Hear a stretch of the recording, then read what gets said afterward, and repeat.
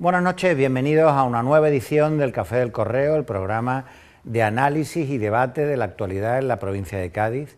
Están hoy con nosotros Óscar Lobato, Rafael Garófano, Emilio de la Cruz y Enrique Montiel, y a ellos les queremos plantear un primer elemento de debate doble, pero los dos asuntos vinculados a la ciudad de San Fernando. Esta casa hizo público el jueves pasado una encuesta, un barómetro, donde a rasgos generales señalaba la bajada de 8 puntos del PSOE y el PP, quedaba el PSOE por encima del PP, un punto por encima del PP, en los pronósticos, un descalabro del partido andalucista, que sacaba un concejal por los pelos, el mantenimiento más o menos de Ciudadanos, la irrupción de UPyD y la progresión de Izquierda Unida y de Podemos.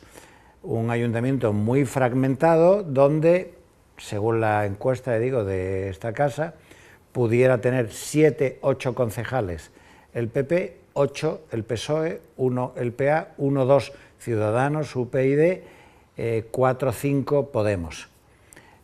También San Fernando está siendo noticia estos días por el más que previsible cierre del Centro de Formación de Tropas, CEFOT, de esta localidad, que de alguna manera lo insinuó Pedro Morenés en un discurso en Cáceres el otro día, y se han ido publicando a lo largo del fin de semana distintos reportajes en los medios de comunicación sobre la decadencia de la isla de León, de San Fernando, como ciudad militar, las instalaciones militares que ha ido perdiendo, la Escuela Naval, la Academia de Infantería, cuando se acabó la mili, cómo poco a poco se va reduciendo y cómo parece que este centro de formación de tropas, de los que hay 2 en España, el de San Fernando, parece que va a cerrar. Aprovechando que tenemos aquí a nuestro especialista en temas militares, Óscar, a ver si nos puedes ilustrar primero qué importancia tiene un centro de esa naturaleza y qué impacto tiene eso sobre San Fernando, ¿no? Bueno, básicamente el CEFOT, tanto el de San Fernando, que es el número 2, como el de Cáceres, que es el 1, lo que se dedican es a formar a la tropa profesionalmente.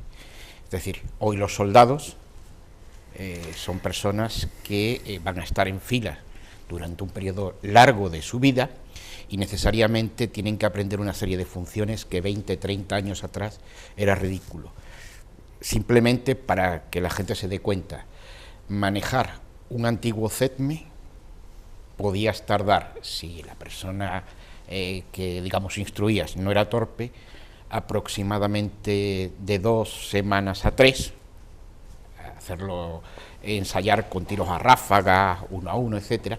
Manejar un HK, que es el fusil que hoy dota a las fuerzas de infantería, no solamente de España, sino de muchos países de la OTAN, es absolutamente más complicado, porque es un arma de mayor alcance, mayor potencia, con más versatilidad, e incluso lleva aditamentos que el CESME no llevaba. Puedes ponerle un lanzagranada, miras nocturnas, etcétera.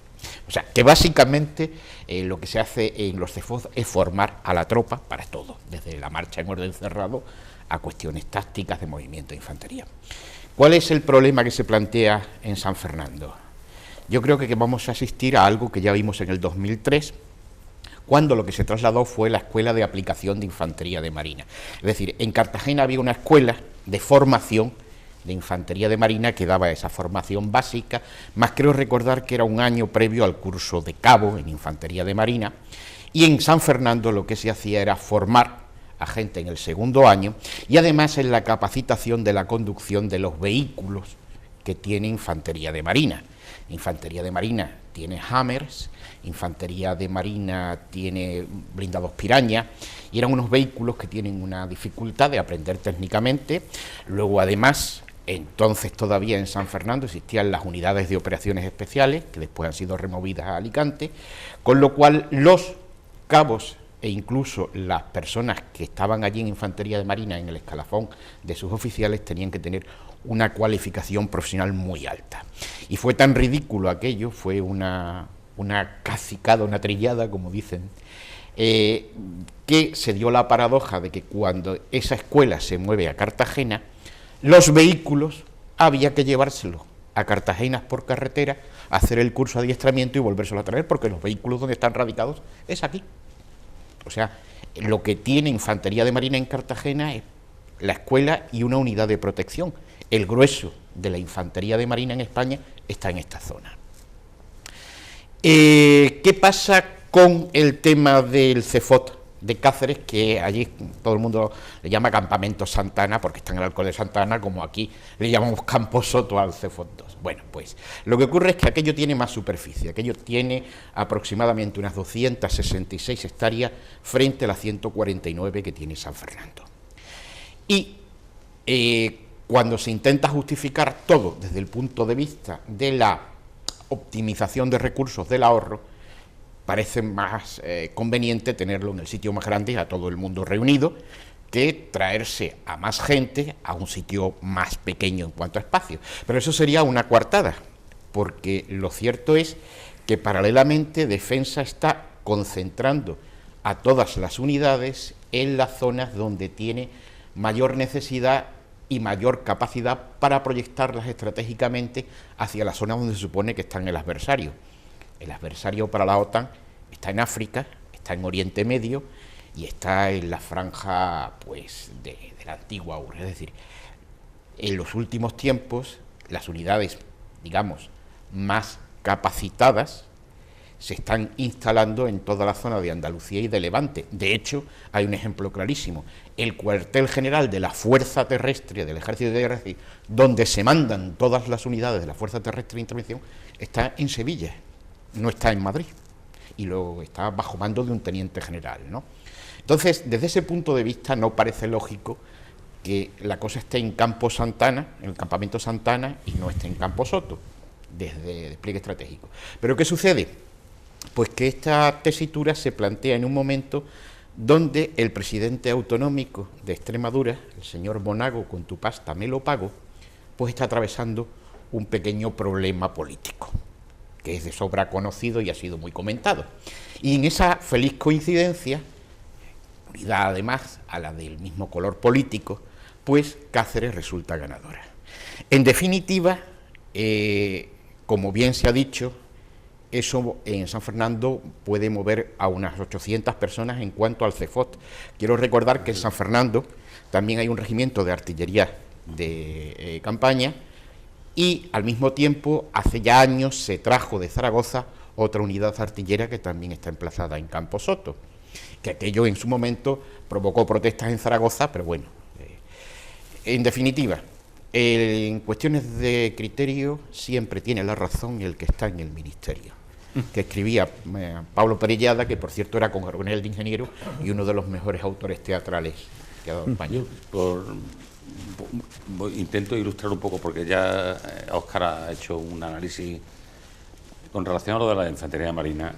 Parece un desatino que la Fuerza de Infantería Marina, que está vinculada estrechamente a la flota, cuyo mando se ejerce en Rota, que lo hace, que hay un almirante además de 3 estachas, que es el almirante jefe de la flota. Parece un desatino que la Infantería Marina no esté lo más cerca posible en cuanto a la operatividad de la Task Force de la Fuerza de Intervención Inmediata, que no esté en Rota. Es una locura lo que hizo Trillo, llevarse a su pueblo para que tal, porque en Cartagena hay una alcaldesa del PP que gana por mayoría absoluta, que tiene mucha fuerza, digamos, en el partido, lo que sea, ¿no? En fin, que aquí un poco el partido, la defensa nacional se ha subordinado a los intereses políticos. Tú le ves también un bis a esto en Monago, ¿no? Yo creo, con relación a Camposoto, Óscar, lo siguiente. Yo creo que el tema no está en Morenés. Yo lo dije aquí el otro día. El tema está en Montoro. Montoro dice, no tengo dinero para pagar 2 CEFOT. Pero claro, para llevar el CEFOT 1, el 2 al CEFOT 1, hay que invertir, hay que gastarse dinero en el CEFOT 1, porque tú no puedes meter a 800 personas de tropa sin ampliar toda la infraestructura que tú necesitas para poner en marcha el CEFOT 1 de Cáceres, ¿no? Bien. Entonces, Montoro dice, yo no tengo dinero para 2 CEFOT, vamos, yo no estaba allí cuando lo ha dicho, pero tiene toda la pinta. Y entonces yo, por elevación, digo, entonces no es Montoro, es el señor Rajoy, el presidente del gobierno, el que va a quitar, va a dar un zarpazo, otro, a San Fernando. Entonces, si esto termina ocurriendo, a mí lo que me gustaría es que el gobierno de la ciudad, ayudado por la Junta de Andalucía, que tiene mucho que ver, porque si Monago me lo pago, ha tenido que ver allí, que Susana Díaz tenga que ver aquí en este tema, ¿no? Entonces habrá que tener preparada una estrategia, un plan B para 140 hectáreas en Camposoto, que es desde luego un terreno de oportunidad, una maravilla de terreno que pues si se pone a producir con un planeamiento urbanístico interesante, destinado al sector del turismo, del ocio, de la vivienda, de lo que sea. Es decir, si se lo van a llevar, se haga lo que se haga. Porque lo de cuando se llevó Trillo la escuela a Cartagena fue un escándalo, porque por lo que tú has explicado muy bien, ¿no? Pero esto es dejar un suelo extraordinario, cuyo valor es inmenso, dejarlo allí para que no se haga un buen planeamiento. Por lo tanto, el alcalde de San Fernando, yo creo que está ya, de un modo discreto, como hay que hacer estas cosas, preparando la alternativa. De todas maneras, pienso que lo que vaya a pasar con el CFO va a pasar después de las elecciones municipales. Bueno, sí, vamos a escuchar a Emilio, que nos ilustre también un poquito sobre las encuestas. Bueno, yo termino, para que es una pequeña anotación, primero con la magnífica ilustración que ha hecho el amigo Óscar, y basándonos en algo histórico que él dice, que tú has indicado posteriormente. Es decir, si aquí el problema no es buscar la alternativa, que cuando ya uno no tiene más, pues no tiene más remedio que buscarle la alternativa cuando se te queda al suelo, ¿no? Pero yo creo que lo que no hizo bien, o no, la propia ciudad, es que en aquel momento que se hizo la cacicada de Trillo, es cuando se tenía que haber planteado, mire usted, vamos a ver, las alternativas de San Fernando son estas. Y las alternativas de San Fernando pasaba siempre por el aspecto militar, porque todos los proyectos que está viendo en San Fernando, incluido a Tiro de Janer y todo, con todo mi respeto, son proyectos que están dentro de esta situación hoy ambigua de los grandes proyectos comerciales que vemos que se están reduciendo porque en muchísimos sitios está ocurriendo. Entonces lo que tiene que hacer el alcalde de San Fernando es, con todos los poderes y los contactos que tenga, comerciales. He hablado de suelo de oportunidad, un suelo magnífico. Sí, pero es que ese suelo de oportunidad, una vez que se vaya de ahí, algo que está generando empleo fijo y que lo está haciendo el Ministerio, a partir de ahí, otra alternativa pública difícilmente tiene. Pero peor que lo que ha pasado en San Fernando con la fábrica de San Carlos, que trabajaban 4.000 personas. Sí. En el mejor momento de la fábrica de San Carlos había 4.000 puestos de trabajo. Y en una reconversión se tiró al suelo todo, sí, y hasta el hierro, es que hoy hay un solar. Yo no sé si... O sea, eso ya es peor que mala suerte. Si el ministro, si Rajoy, quien sea, pero parece que están sometiendo a San Fernando entre el tranvía, que se le ha hecho... No, pero esto de la fábrica de San Carlos fue anterior. En la fábrica de San Carlos más esto... Carlos, San Fernando lo ves como... Cuéntanos algo de tu opinión sobre las encuestas. Bueno, las encuestas. Yo he visto las encuestas, por supuesto, que sacó esta casa hace poco de San Fernando, y me he ido a ver las encuestas que también sacó esta casa en mayo. En mayo le daba una subida, o sea, era el primer, o el partido ganador en este caso, era el Partido Popular, con una diferencia de, creo que era de un concejal, al 9-8, al Partido Socialista. En aquel momento aparecía Podemos como muy poco, y el resto más o menos, salvo los Ciudadanos, que también bajan algo, que creo que estaban en 3 entonces. Bien, yo voy a repetir lo que dije en el último programa, que creo que se habló de la de Cádiz. Para los que nos dedicamos a las encuestas, esto que voy a decir es muy positivo. O sea, son tiempos de hacer muchas.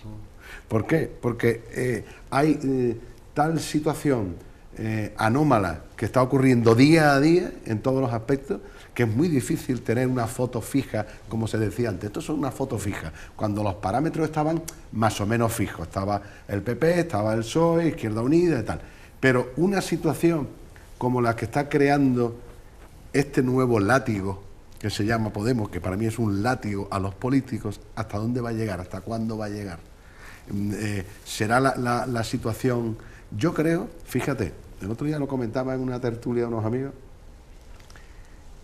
este nuevo fenómeno está logrando que gente de partidos tradicionales como el PP y el PSOE digan, no sé si los voy a votar. Es decir, eso no se daba antes. Pero Que puede ser que no se vote. Emilio, pero en cuanto a PSOE y PP, no se ha movido el suelo mucho. Vale, perfecto. Hace 8 años el PSOE sacó un concejal más que el PP. Sí. Y hace 4 sacó el PP el mismo número de concejales que el Sí, PSOE. está más o o sea menos que ahí. ahí hay una fluctuación muy pequeña. Claro. Ahora vuelve el PSOE a ponerse por encima de la encuesta, que en un concejal el problema está en que por la izquierda al PSOE se le va parte de la izquierda y al PP por la derecha se le puede ir con un fenómeno como Ciudadanos o Vox o UPyD. Pero por eso digo... UPyD. Claro, pero UPyD no está a la derecha del PP. Pero por eso digo, porque... No lo sé. Porque de aquí a final de año tendremos que ver, digo final de año, porque se supone que estará todo más o menos organizado en los partidos, porque son 6 meses los que quedan. Los grandes no tienen ese problema. Pero se va a dar la circunstancia, yo creo, en San Fernando, que va a haber, por lo que se ve, por lo anterior, lo que ve ahora, seguir un poco en la línea que tú dices de prácticamente empate técnico de los dos, y que haya, digamos, de los dos grandes, del PP y del PSOE, y que vaya a decidir fuerzas que, lógicamente, son fuerzas de la izquierda por las encuestas. Vamos a escuchar a Rafael. Bueno, respecto al primer asunto de San Fernando como departamento marítimo, que así se llamaba, es verdad que hay cambios y reestructuraciones que lógicamente iban a afectar a la situación que había. El otro día comentábamos cómo Rota, al ponerse a la salida de la bahía y no en el fondo de Saco, estaba apuntando lo que iba a pasar, ¿no? La nueva estrategia naval. Que la situación geográfica o física de las instalaciones militares de San Fernando, navales, pues eso iba a tener que cambiar porque el tiempo lo... Pero, sin embargo, yo creo que los gobernantes tienen también que cuidar lo que son las tradiciones y la vinculación de la población civil con la militar, ¿no? Que eso no es una cuestión romántica, sino una cuestión muy interesante y que se debe mantener y cultivar, ¿no? Hay sitios donde el militar se ve como un pariente y en otros se ve como una persona ajena, ¿no? Y en San Fernando ese tema habría que intentar cuidarlo, y si no fuera en San Fernando, que son nuestros parientes. Claro, por extrema necesidad, ¿no? Si no es por extrema necesidad, que se intentaran mantener las estructuras, sobre todo las vinculadas, como bien ha explicado Óscar, cuando ahora el sur peninsular es el que está frente al punto caliente del norte de África, ¿no? En fin, bueno, y respecto al otro tema y también relacionado con este, ¿no? Es que estamos en San Fernando con una alcaldía del Partido Popular, ¿no? Generalmente el alcalde de un municipio que también es presidente de la Diputación le ha tocado la lotería. Bueno, pues a ver si con este alcalde del Partido Popular, en vez de tocarle la lotería, va a suponer que no va a tener fuerza política suficiente para aguantar la descompensación o los tirones que hacen otros políticos de su propio partido. Allí un presidente autonómico. En otros sitios. En el escalafón, digamos, bueno, ¿no? en el rango, bueno, pero quiero decir... Hay un presidente autonómico complicado. Pero él también, igual que yo veo, que cuando hay alcaldes que tienen dificultades, viene el secretario general del Partido Popular, y hacen esas reuniones tan estupendas de la camarilla, pues que la camarilla asuma el problema que tiene el compañero alcalde de San Fernando con esta situación, ¿no? Antonio Sanz ha sido muy rotundo, ¿no? El CFO de Camposoto no se va, ¿no? Sí, ha sido sí. muy rotundo, ¿no? Bueno, él muy rotundo siempre. Otra cosa será lo que pase. Esa es la antesala que se vaya. Claro, y eso, temas como este pueden afectar, por supuesto, directísimamente sobre los temas electorales y lo que dice Emilio de que las encuestas habría que hacerlas cada muy poco tiempo. Sin embargo, yo estos días he estado pensando una cosa que la quiero comentar. Sobre todo porque ha habido un comentario de Alfonso Guerra sobre Podemos, más o menos diciendo que era un poco, si no decía un peligro público, decía que era un fenómeno de las televisiones y tal, que se le quita la televisión. Bueno, pues yo a Alfonso Guerra y a los que piensan, yo creo que hay que recordar un poquito la historia reciente, pero muy reciente. ¿Por qué es muy reciente? Porque es nuestra propia historia. Yo me voy a remitir a mí, pero no en cuanto persona, sino miembro de una generación y de un sector social de un momento. Yo fui Podemos, es decir, yo fui Podemos. Yo y todos los de mi generación que entramos en el PSOE, en el tardofranquismo y en la primera etapa democrática, éramos marxistas. Es decir, Felipe González, cuando dice somos socialistas antes que marxistas, eso fue en el 79,